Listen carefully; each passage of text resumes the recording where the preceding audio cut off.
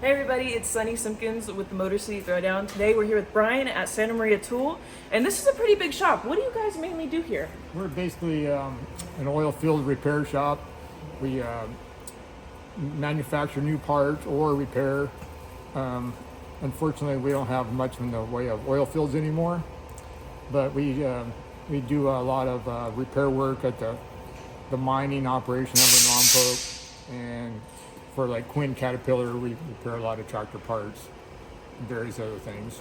We're gonna learn how to mag axles and just learn a little bit about them. Brian is no stranger to racing. He actually won the last Hobby Stock Championship at Santa Maria Speedway. Yep, so he knows some stuff about racing. That's a fact. So back in the day, we used to run all stock axles, and we had quite the problem with breaking the flanges off the axle, especially on a heavy track. So we're just going to look at Sunnie's axles here and see if we can find any cracked ones. We're going to check, apparently she possibly bent one, and we're going to put it in the lathe and check it for straight. Yep. So anyway, well, let's get going here and see what we can find. Yep, let's take a look. So Brian, what can cause one of these to crack, like the main causes? Well, two reasons. One is a heavy crash of some sort, maybe into the wall or another car, and that would have a tendency of breaking the axle off right just past the bearing area, just completely shear it off. And then the other reason why you'd have an axle break would be just wear and tear going into the turn, one turn after another, especially on a heavy track or heavy rutted track. And that means that the flange itself will start to flex, and then you'll start to develop a crack right here in the radius area, and then the whole flange will fall off, and you'll end up with this. It'll just separate right here, and your lug nuts and everything, and the flange will be stuck on your wheel. We have two different types of axles here. This one is an aftermarket one, and this one's stock. Do you know what the difference is between these two? Sure. The biggest difference is the thickness of the flange. This flange is, say, about 5/16 thick right here, really narrow. The aftermarket axle is much thicker right here, made out of better steel, a lot better quality. Probably never break one of these. So anyway, we're gonna check these parts for cracks with this. It's a dry process. This will form a magnetic field, and then we have some powder, and the magnetic field will pull the powder into the crack. And so we'll try this and see what it looks like. See if we can find a crack on this old Ford part here. So we'll turn it on, and here we go. We'll put some powder in here. Oh yeah, this one's got a big crack. Let's see what else we can find here.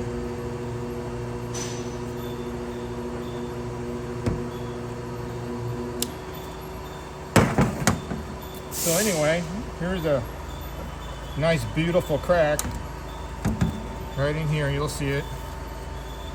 Nice kind of a crooked little line. Most cracks that you're going to find are somewhat crooked. You won't ever have a crack that's totally straight. We're going to check this aftermarket axle. This one has been used up. We got this one on our car that was originally our oldest one, and it was on the car beforehand too. So this one has seen many races.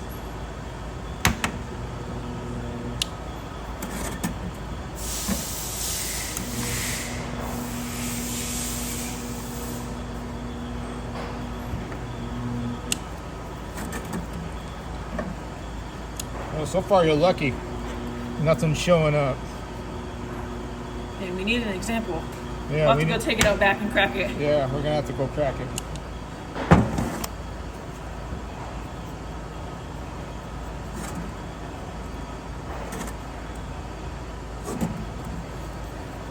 Another way you can check the cracks too is with a magnifying glass.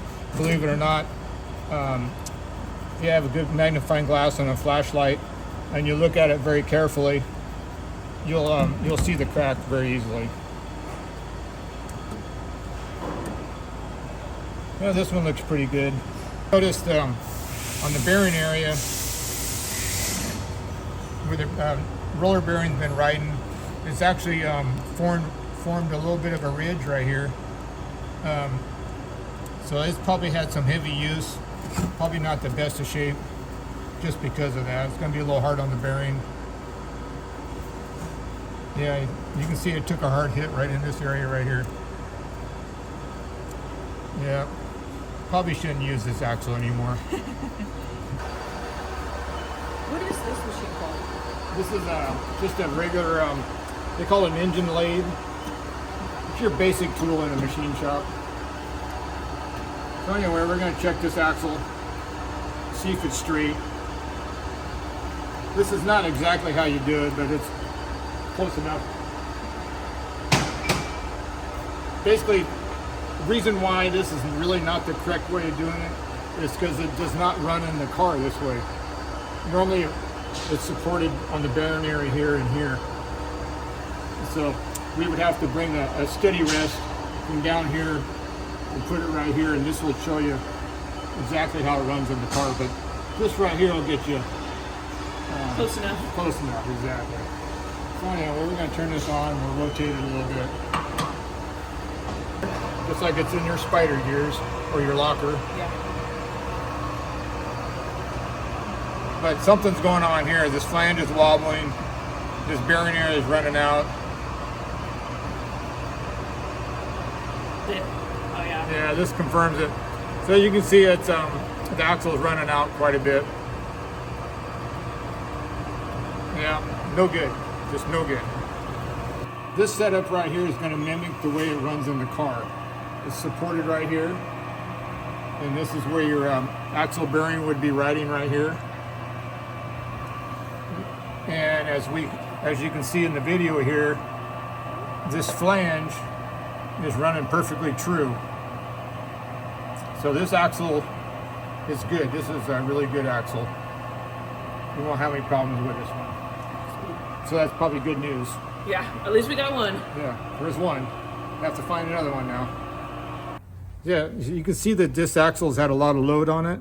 The differential pinion shaft, which the spider gear, I don't know, what do you call that, spider gear shaft, but it's actually a differential pinion shaft is what did this mark right here. As you can see, it's got a big dent in it. So anyway, we're gonna check this axle for straight too. Does the actual bend like prevent any performance at all, or actually affect the car? The biggest thing that's probably going to happen with this axle, believe it or not, is the brakes. That means that the rotor of the disc brake system will be wobbling, and then it'll actually kick the pads back in the caliper. And then when you go to put the brakes on, when you enter the corner, you're going to have a mushy pedal. Oh, that makes sense. I did experience that. Yeah. Yeah, it's and you know, normally you want to be able to set that car instantly. It might take 2 pumps on the pedal to set that car every lap or every corner. So anyway, this axle right here,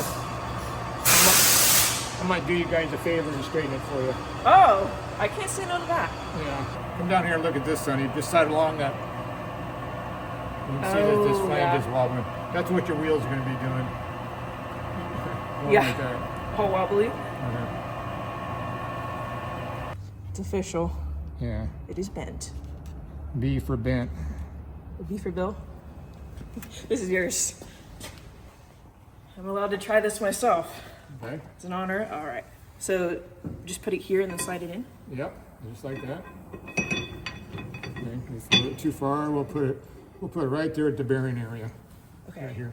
Okay. Take the chuck wrench right here and put it in there and turn it to the right. Okay, tighten it up a little bit more. Okay, that's good. Okay, now bring this down and lock it into place. Just like this, right? Bring that up. Oh, there we go. Tighten that up. Is that Okay, good? that's good. Now put this lever, bring it over to the L. That's perfect. Okay, everything's good. And then now right or left and down, right? Yep. All right, what do we got here? This is the one that was kind of bent. It still looks a little bit bent in the center, but not as bad there. But remember, the center doesn't really matter. Oh, it doesn't? It's an indication that something might be wrong. And as you can see that the flange right here, the flange is going back and forth. It's not as bad as the last No. one, right? It's not. So it is bent too. Yeah. But I'll fix that one for you. There we go. Fixed. Yeah.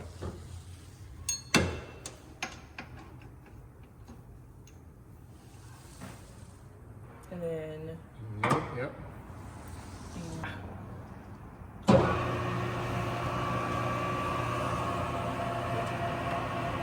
that one looks like it has a little bit. No? I think I'm just blind. I'm looking at the rust, that's why. It's pretty straight. It's got a little bit to it.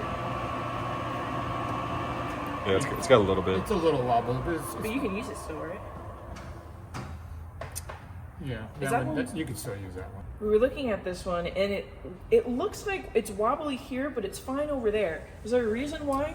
Well, basically, because when General Motors made this axle, they didn't waste a whole lot of time, so they don't machine this forging. They don't machine it round and perfectly straight, so it's just basically a cast finish. So let's see what it looks like when it's rotating. Go ahead and turn it on. Let's see what this looks like. Ooh, it's got both dials moving. Yeah, it looks very crooked, but actually where the wheel would be running at, it's very straight. So this is something not to worry about, believe it or not.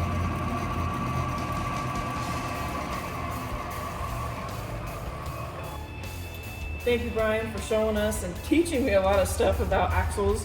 Hopefully we'll see less axles flying out at Bakersfield Speedway and other racetracks. Yep, well, you're quite welcome. Anytime I can help you. This is Sunnie at Motor City Throwdown with Brian. We're signing off.